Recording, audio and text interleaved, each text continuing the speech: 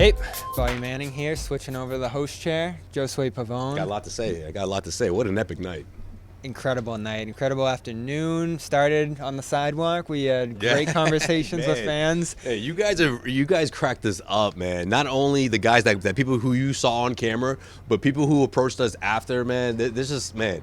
Look, some people tweeted us. They're like, "Hey, look what they're doing. You should have hopped on." And joined I'll us. be honest with you, Bobby. I'm not used to random people coming up to me and screaming Brockton Wi-Fi.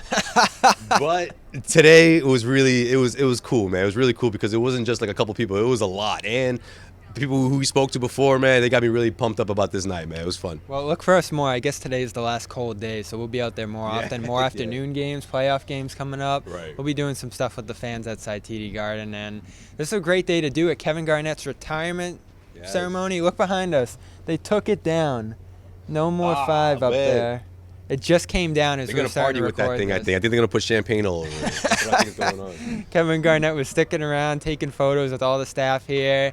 And the story of the night, Jimmy said, we did a pregame show you weren't able to get on, but Jimmy said that if Ray Allen returned, it wouldn't become the story tonight. And I don't think it was, but I was pretty adamant that it would become 1A. And it pretty much did. Allen appears on the Jumbotron, great reception, crowd going nuts to see him, and they all embraced as Kevin Garnett was taking part in the ceremony there. Good call by Jimmy, but the reason why it's a story, in my opinion, was because Ray didn't have to do that. And what I mean by that is not only him coming to the ceremony, but in the middle of his speech, to go up there and go for the embrace. And, of course, Paul Pierce joined. Garnett called him over, He called him. He did call him over. You're right. He did call him over. I should say KG didn't have to do that, rather. And for Paul to get in there and the three of them to embrace, what a special moment, Bobby. I always felt like that was inevitable, but for it to happen on this stage, sort of unannounced, pre-planned, you know what I mean? Like, I just feel like, yeah, sure, Allen knew he was going to be here, but none of us knew. And even though he was actually here, and the way we found out,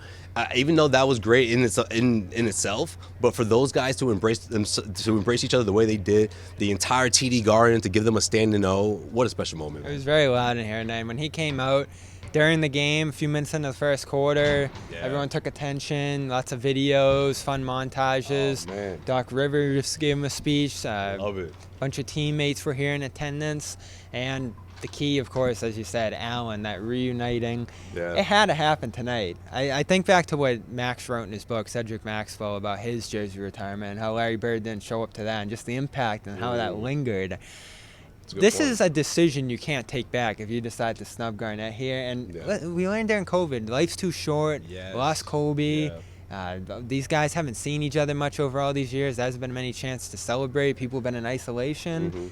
You had to make it right and bring everybody back together and celebrate what they were able to do as a trio here, because it was special. It was, Bobby, and I'm glad you brought that up about the pandemic, because I think that is significant. I remember when Ray Allen hopped on the Cedric Maxwell podcast, and just them having that one-on-one during that time, right? This is probably like a month removed from the shutdown, and this is exactly what Max was talking about. Look, with everything going on, with the game losing someone like Kobe Bryant, life is short. It's a reminder of that, and I think that did help them in trying to mold that relationship once again. But at the same time, Paul Pierce sort of got the thing started, right? I mean, they had that event out in China. Max was doing a bunch of work on this. Yeah, he was, man. Max has been preaching this for years, man. This isn't just because of the pandemic. He was doing it beforehand, but it was more so because of the pandemic. But when Paul Pierce and people saw that picture of him and Ray, I think that sort of planted the seed, right, for them to get together. And I think at the end of the day, it wasn't about, Paul Pierce. It wasn't about KG saying, okay, I forgive you, Ray, but I think it was sort of like 50-50. Okay, Ray, if you pull up,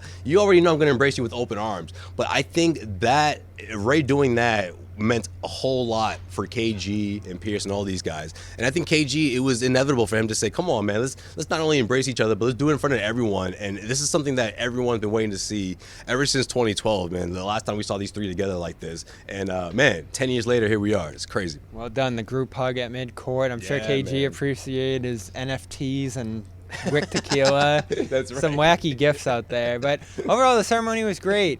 It's so 2022, though. It's so 2022. A tribute video reminiscent of when he returned with the Nets there. I thought that was well done. The interview with Scal was cool. I think there were some fun moments in there, especially a shout out to the new Celtics. And, of course, let's mix in the game here. I mean, he was front row, taking it all in. The defense that they were playing, it was almost like they were trying to show off to him. And someone did show off to him when Brown went in the lane, threw it down on Kleber, arguably the dunk of his career, just thunder in front of Garnett, and Garnett shoots right out of his seat, and they throw a nice dap, and Brown runs back on defense. That was as great of a moment as I've ever seen watching Celtics basketball. I love that because, man, if you're Jalen, man, you gotta give props to the greats, the guys that came before you. That not only paved the way, but also, man, that's an example of how to be. You know, look, whenever we see Tatum and Brown react that way after a big dunk or be emotional, man, you can't help but think of someone like KG because that's just in his DNA. Like, he can't help himself, and like,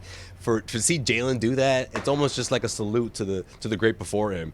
And I love the fact that he brought up Tatum and Brown and look, you guys are next. You know, like I think that means a whole lot, especially for them to be there in attendance, taking it all in. Man, what a special moment. And KG did address the team before the game, went in talking to everybody. What an admiration for Tice. Him and Tice were talking for a minute there. I don't know what their relationship is, but I like that. He sees that Jason Tatum is ready to carry this forward, and in his speech with Scal saying, "Stay together, keep playing like this, keep doing your thing, guys." Like, there is a level of recognition that this could be the next Celtics core. Tough to lose this game. In fact, Nick on the pregame show said they were definitely going to lose just because this has happened in the past. But they played well. Anything else from the ceremony stick out to you?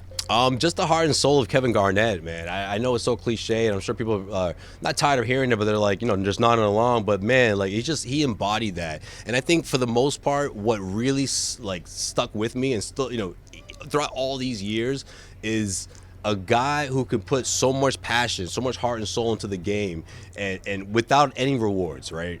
All those times in Minnesota, all those years, you try to get over the hump, trying to get to the NBA Finals. The Lakers are always in your way, but you never change, and you're hoping that one day it's going to pay off. I just feel like Kevin Garnett embodies that. Someone that would give his all, and when he came to Boston, he was finally rewarded. You know what I mean? Like, not only rewarded with a championship, but being around guys that were somewhat similar, right? Ray Allen never won a championship. Paul Pierce never won a championship, but they were both elite scorers that never came close to that opportunity. But when they all came together, that was a championship team. So, man, just see all those guys again, to see the three of them all together, to see essentially outside of, besides Rajon Rondo, pretty much Doc's core, like the core guys that won that championship together, man, like, that's something that lives on forever. Obviously, the banner's going to hang there forever. KG's number, Paul Pierce's number are going to hang in these banners forever.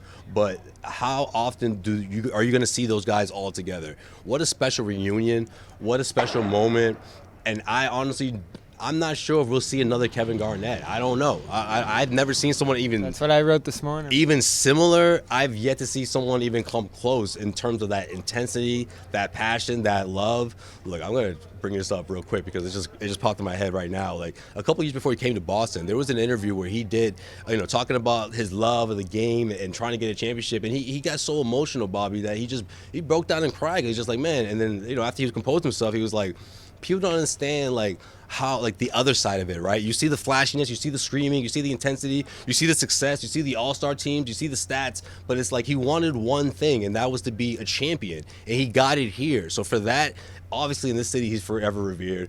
Obviously, him coming here is gonna, everyone came to showed out, sold out show. I'm pretty sure, like, pretty much no one left their seat from after the game, because everyone appreciates that, and that hard work in a city like this, it never gets old. It really doesn't. And man, like, to see Kevin get his flowers the way he did, the way he was embraced, man, like, that truly was the reason why he played the game he played. The championship, the heart and soul, the success, and of course, everyone giving him his flowers when it's all said and done, Well, amazing night, man. Yeah, I don't think it's any disputing anymore. There was a debate. Should his jersey be retired? I don't think anybody was discussing debating that today. Like, it just became clear that this needed to be done. Doc, too, the video tribute. Wish he could have been here, but he put it well. Best teammate ever. Every coach should have the chance to coach Kevin Garnett. I thought his 2-minute speech or so there that went up on the video board was excellent. And a well-done day by the Celtics. I think they put this together really well, and it's definitely going to be one that everyone remembers here. And a good playoff preview. I think Pierce and Garnett are going to want to come to some playoff games. There was a real energy that they injected into this place. I mean, if they make it to the finals, no doubt. They'll definitely be here. But, yeah, I wouldn't be shocked if they come in Eastern Conference Finals or one of those big matchups. Yeah, that would be cool, man. KG's number 5.